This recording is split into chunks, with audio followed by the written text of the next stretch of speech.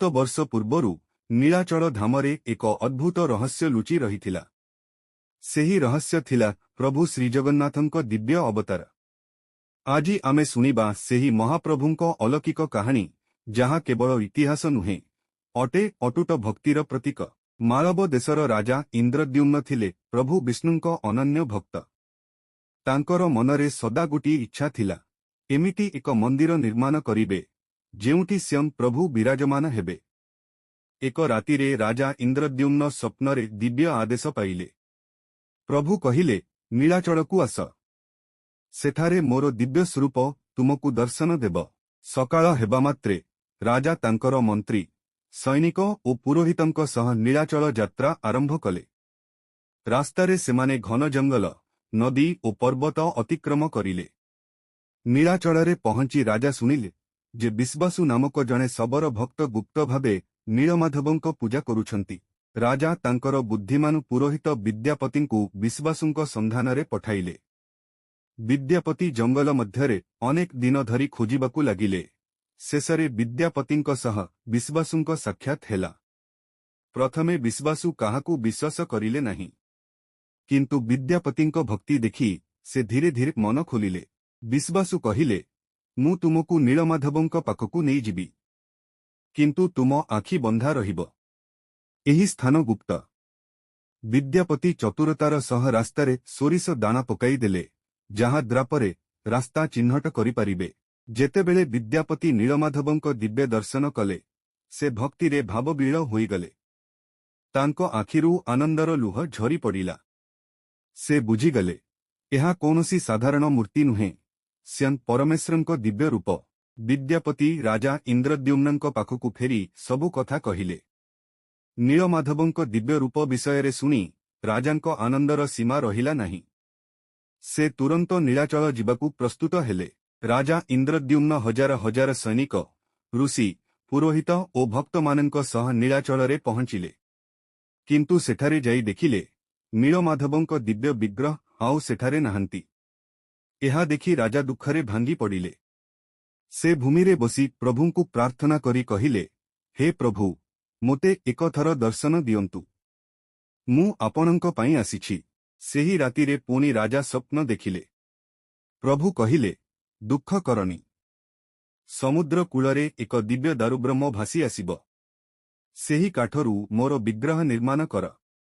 परदिन सकाळे समुद्र कूलरे समस्ते एक विशाल दिव्य काठ भासी आसुथिबा देखिले। सेही काठरू अद्भुत सुगंध बाहरुथिला ओ चारियारे दिव्य आलोक विकिरण हेउथिला। राजा सेही दिव्य काठकु नेई भव्य यज्ञर आयोजन कले। से समस्त देवतांकु स्मरण करी प्रार्थना कले, हे प्रभु, आपणंक इच्छा अनुसारे सबु काम सफल हेउ। सेही समयरे जणे वृद्ध कारीगर राजदरबारकु आसिले। से कहिले, मु एही दिव्य काठरू विग्रह निर्माण करि पारिबी, किंतु गोटिए शर्त अछि, 21 दिन पर्यंत केही द्र खोलिबे नहीं। राजा सेही शर्तकु स्वीकार कले। वृद्ध कारीगर घर भितरकु प्रवेश करी द्र बंद करिदेले।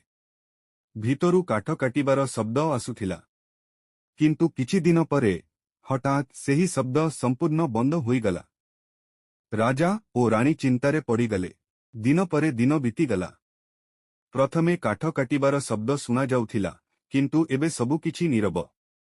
राणी गुंडीचा चिंतारे कहिले, महाराज, भितरे किछि अघटन घटी नाही तो राजा इंद्रद्युम्न कहिले, आमे प्रभुंकु वचन देइछु।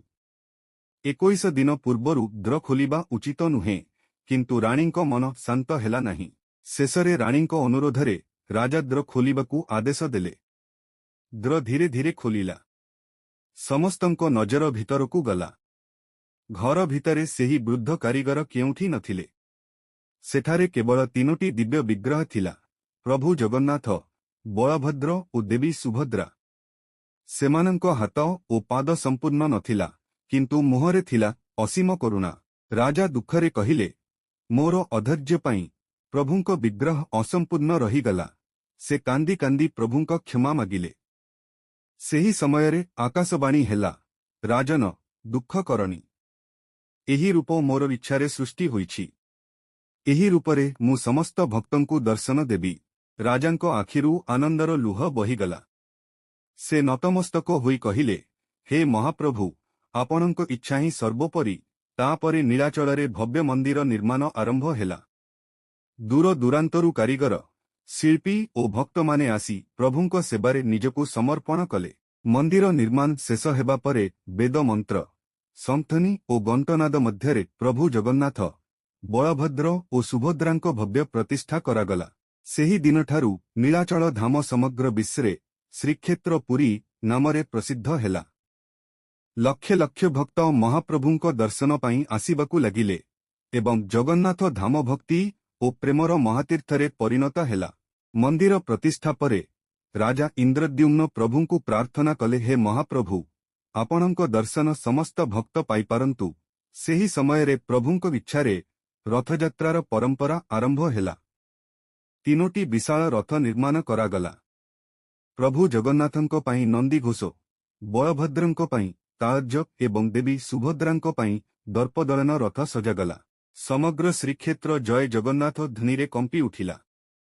ढोल, मृदंग, झांझ और संकीर्तनीरे भक्त माने आनंदरे नाचिबाकु लागिले। प्रभुंक पहांडी विजे आरंभ हेला। सेवायत माने भक्ति भावरे महाप्रभुंकु रथ उपरकु नेइगले। समस्तंक आखि आनंदर लुहरे भरीगला। राजा सुनार झाड़ू धरी रथ आगरे छेरा पहरा कले। यह देखाइला जे प्रभुंक सम्मुखरे राजा और साधारण भक्त समस्ते समान। हजार हजार भक्त रथर दौड़ी धरी टाणिबाकु लागिले। जय जगन्नाथ ध्वनिरे आकाश और पृथ्वी कंपी उठिला। रथ धीरे धीरे बड़दाण्ड देई गुंडीचा मंदिर आड़कु गड़िबाकु लागिला। रास्तार दुई पार्श्वे लक्ष लक्ष भक्त हाथ जोड़ी प्रभुंक दर्शन करुथिले। गुंडीचा मंदिर पहुंची प्रभु 7 दिन विराजमान हेले। भक्त माने भोग, भोजन और कीर्तन मग्न रहिले। 7 दिन परे बाहुड़ा यात्रा आरंभ हेला। पुणी थरे 3 रथ श्रीमंदिर आड़कु फेरिबाकु लागिला। भक्त मानंक मनरे आनंद और भक्ति भरी जाइथिला। श्रीमंदिर को फेरी प्रभु जगन्नाथ पुणी रत्नसिंहासन विराजमान हेले। सेही दिनठारु प्रतिवर्ष एही पवित्र रथयात्रा भक्ति, प्रेम और समानतार वार्ता नहीं समग्र विश्वरे पालन करा जाउछि। समय बीतिबा सह महाप्रभु जगन्नाथंक असंख्य चमत्कार समग्र भारतरे प्रसिद्ध हेबाकु लागिला। जिए सत्य मनरे प्रभुंकु डाकिले से केबे भी निराश हेले नहीं। सेही समयरे सालबेग नामक जणे महान भक्त थिले। से प्रतिवर्ष रथयात्रारे आसी महाप्रभुंक दर्शन करुथिले। तांको हृदयरे केवल जगन्नाथंक प्रति अगाध प्रेम थिला। एक वर्ष सालबेग असुस्थ होई पड़िले। से रथयात्रा पूर्वरु पुरी पहुंची पारिले नहीं। दुखरे से कहिले, हे कालिया शांत, मु जदि तुम पाखकु जाई पारुनी, तुमे मो पाई अपेक्षा कर। सेही दिन रथयात्रा आरंभ हेला। लक्ष लक्ष भक्त रथ टाणुथिले। हठात महाप्रभुंक नंदीघोष रथ मझी रास्तारे अटकी गला। हजार हजार लोक रथ टाणिले, किंतु रथ गोटिए पाद भी आगकु बढ़िला नहीं। समस्ते आश्चर्यरे पड़ीगले। किछि समय परे सालबेग दड़ी दड़ी सेठारे पहुंचिले। से हाथ जोड़ी आखिरे लुह नेई प्रभुंकु प्रणाम कले। सालबेग दर्शन करिबा परे रथ पुणी धीरे धीरे चलिबाकु लागिला। समस्ते बुझीगले महाप्रभु तांको प्रिय भक्तंक पाई अपेक्षा करुथिले। महाप्रभुंक महाप्रसादर महिमा मध्य अतुलनीय। एठारे जाति, धर्म, धनी किंबा गरीबर कोनसी भेदभाव नहीं।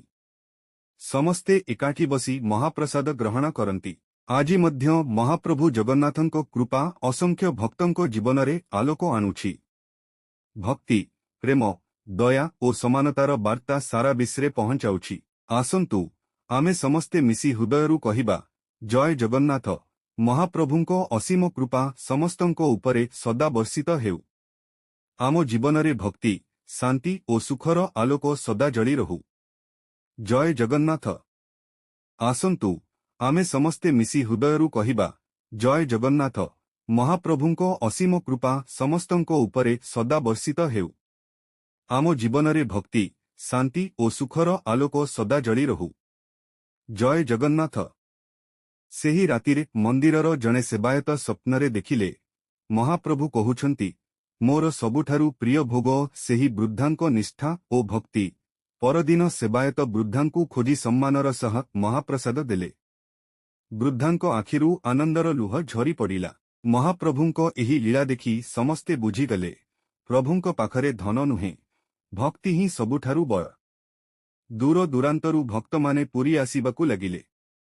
କେହି ସନ୍ତାନର ସୁଖ ମାଗୁଥିଲେ, କେହି ସ୍ୱାସ୍ଥ୍ୟ, କେହି ଶାନ୍ତି। ସମସ୍ତଙ୍କ ମୁଖରେ ଗୋଟିଏ ନାମ, ଜୟ ଜଗନ୍ନାଥ। ଶ୍ରୀମନ୍ଦିରର ଘଣ୍ଟାଧ୍ୱନି, ଶଙ୍ଖର ନାଦ ଓ ଭଜନର ସୁର ସମଗ୍ର ପୁରୀକୁ ଆଧ୍ୟାତ୍ମିକ ପରିବେଶରେ ଭରିଦେଲା।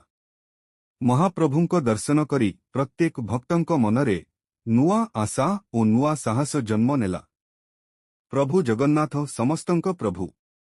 ସେ ଜାତି, ଧର୍ମ, ଭାଷା ଓ ଦେଶର ଭେଦଭାବ କରନ୍ତି ନାହିଁ।